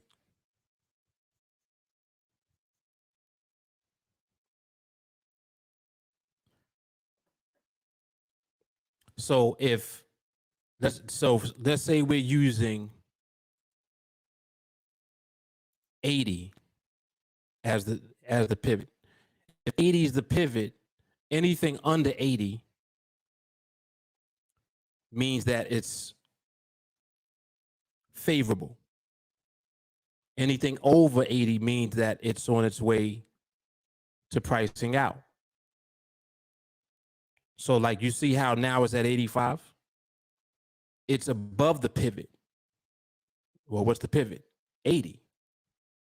If it was at 79, it would be under. If I see it going from 79 to 75 to 72 on the buy side, my pivot, the 80 price, it's underneath that. That's the sign of what the market's doing. The same way that if it's moving above the pivot, that's the sign of what the market's doing. So the threshold price is just the pivot of the market presenting either favorable pricing or being priced out.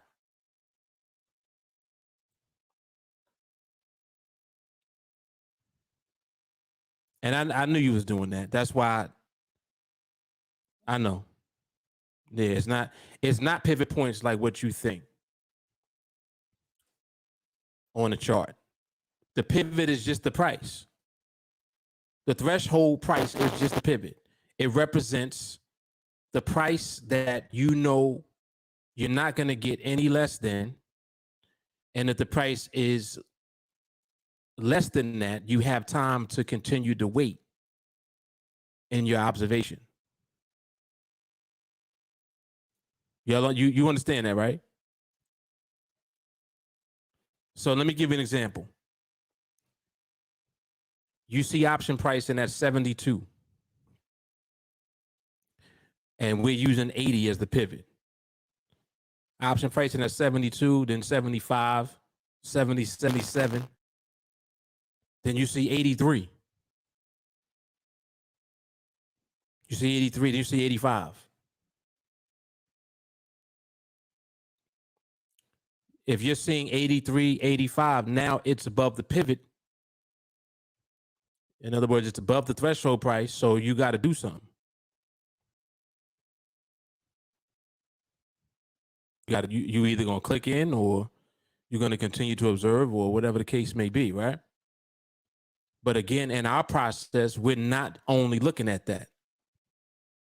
So we've already done the work to know whether or not we're going to potentially be clicking into anything. So that just represents the last part of the process for us. And if you're seeing the threshold price come into the picture, then you know that you still have time before you click in. So like if it's under the pivot or under the threshold price, it's giving you time to continue to wait. See, like we used to have to rely on that before we did so much elevation of stability recognition. You know, we going back like even before MRMH. When I used to teach, I would show everyone from that perspective. I'm like, look at your option pricing. You want to see it gradually making its way higher. If it's in the 70s, you want to see it gradually make its way to 80 and 83 and so on and so forth. So if the price did not get up to that point yet, you still have time to wait. And you basically would be waiting until the pivot came into the picture. Then that would help you with the timing of when to click in to the actual trade. There you go. See how smart you are? There it is. Same shit. They are the same. And I wanted to just talk about it again because being that it was brought up, we're just refreshing on what we do when it comes to the option pricing, because that's just the mechanism that we're using at the very end to, like, what we used to use it for was to perfect the timing of the entry into the actual trade. But what happens now is stability perfects the timing. Whoa. Man, that is crazy. Stability itself perfects the timing of the entry.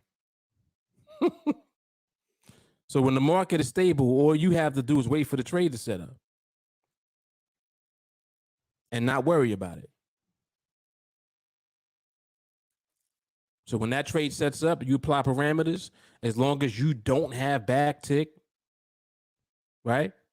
Just like, all right, if a trade is setting up when the market is stable, let's say that you have your range present, there's a barrier in place, and then you're seeing an actual trade set up. Let me zoom in. Let me look at this real quick to see what this is. All right, so this one 2.9. So you got a barrier here that's right under the strike, right? See the price there now 2.8. So now when I look at this, if I see the indicative go to 2.9, that's an automatic. That would be an automatic DQ of an entry if I was looking to enter that close to the strike. But we already don't even use the setup if you're that close to the strike. You understand what I'm saying? There needs to be a barrier that's further away from the strike already. The barrier here was at 2.9. That's too close. You would want to see your barrier more so at 2.7, 2.6. That way, when that last candle sets up, there's already a buffer between the candles and the strike that creates that barrier that you need to have. So now when that trade sets up, you're ready to go as soon as you get to +1. So if you're at 2.6 already, and then you get 2.5, it's bang, clicking right into that because you already have the prerequisite, which is RCB. See, the barrier is already established, and the barrier is legitimate. It's far enough away from the strike for you to be confident in entering. When the market is too close to the strike, let's say it's at 2.9, and then you get movement to 2.8. You can't use that as a +1 because 2.8 is too close to the strike. It can give you 2.9, 2.8, and then 2.9, and then go over. Because if the range is present, but that barrier is not established well enough, the market will violate that barrier because it's too close to the strike anyway. Versus if you know what the range is, being 4 micropips or less, plus you have a buffer between the strike and the candle. So it's away from the candle, 2.7, 2.6. So now when you get 2.5, you have the barrier as the cushion. So even if the price were to move up to the strike, it still would only be 4 MP. And it still would fall within range. And that's why many times you've seen me in a trade where it came right up to underneath the strike, maybe went to 2.9, or even sat on the strike and it didn't go past that. Why? Because that barrier was in place. There was a buffer between the candles and the strike. So when I entered that trade, I got range. I got my barrier there. So even if the market decides to move against my strike, it's not going to violate my strike because it's still going to fall within range and it's still going to respect that barrier at its furthest point, if that makes sense. See, when the market is respecting itself, that means it's respecting its barrier and it's respecting its range. So if it has 4 MP range or less, if your +1 is 5, that's 6 micropips away from the strike. So if you 6 away and you're in that trade, if it moves 4, pushes the limit of the range, you still got 2 away from the strike. So you're still underneath the strike. So you kind of see how all of this plays its part when it unfolds. This is why I tell you to do that part first and not worry about the trade. Like, don't spend so much time on pricing. If you do the process this way, you won't have to worry about pricing. When you get your +1, you just click in. Don't worry about the pricing. You're either going to get filled or you're not. Many times you'll get filled, sometimes you won't. See? That's why I show it to you from this perspective. So did that make sense? That was good just now. Hold on, let me.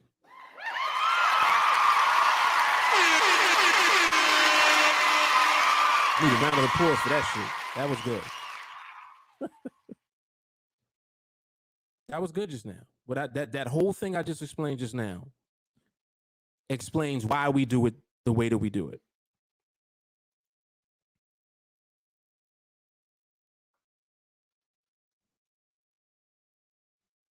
And this is it right here. Stability is the timing. Yes. Yep. And that's how you get the confidence. That's why we don't delete the order. Because we've already recognized stability being present. We got RCB. So we got the barrier in place. We got, adequate distance away from the strike. We're within range.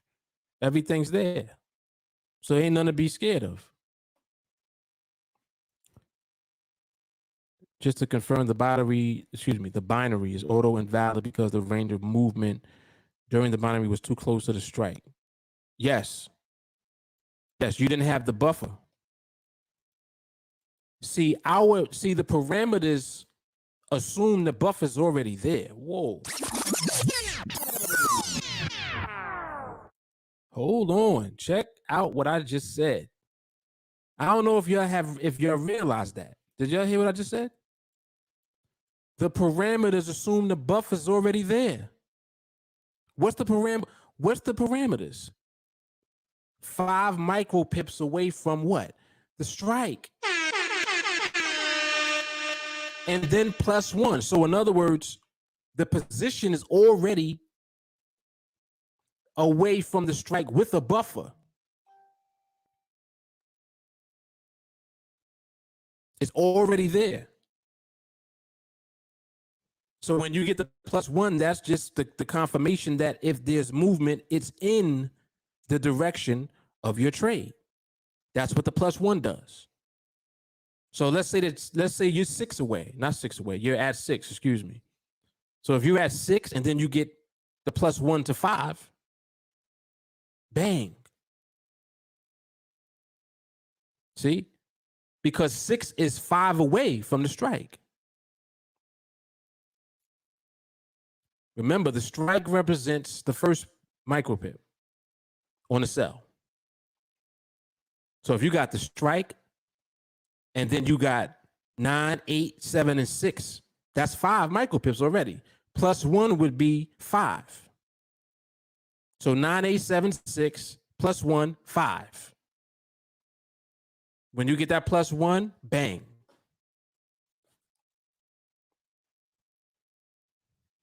So the parameters already account for you having the buffer, the barrier. It's incorporated into it. So you see how it all comes together? It's really amazing, actually, when you think about it. Because like I said, what I've done is I've given everyone the process that you can't mess it up. The only way that you mess it up is if you don't follow the process. If you deviate from the process, that's how you mess up. But you don't mess up by following the process. See? That's the difference. Which is what makes it so remarkable. All right, we've been on here almost 2.5 hours, man. Damn, I didn't realize that.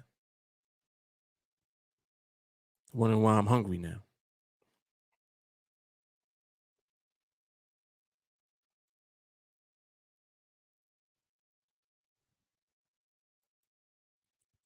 Right, because you don't want it to start there. So what Shani is pointing out is that if the price is starting at 0, In other words, it's starting on the strike and then moving down. Nah, you want it to already be in position. That's the whole purpose of RCB. It's already in position. So when you apply the parameters and then the parameters confirm, that's going to be the trade that you should be in. So you just got to wait it out. That's all. Just wait it out. Wade in the water. Telling you, man, this song is popping in my head, man.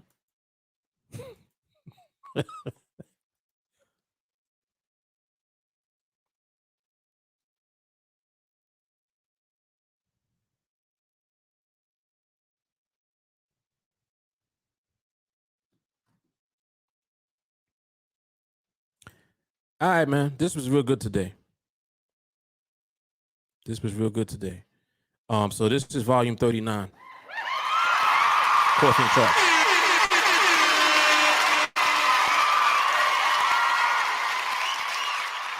About that time, need to go get something to eat. So I'm out. All right, y'all. So I will see you guys on the next live market observation, Coffee and Charts, or the podcast, one or the other. All right, I'll check y'all out in the group chat. Y'all know what it is. Mark Fuller TeamAlliance. All right, y'all. Peace.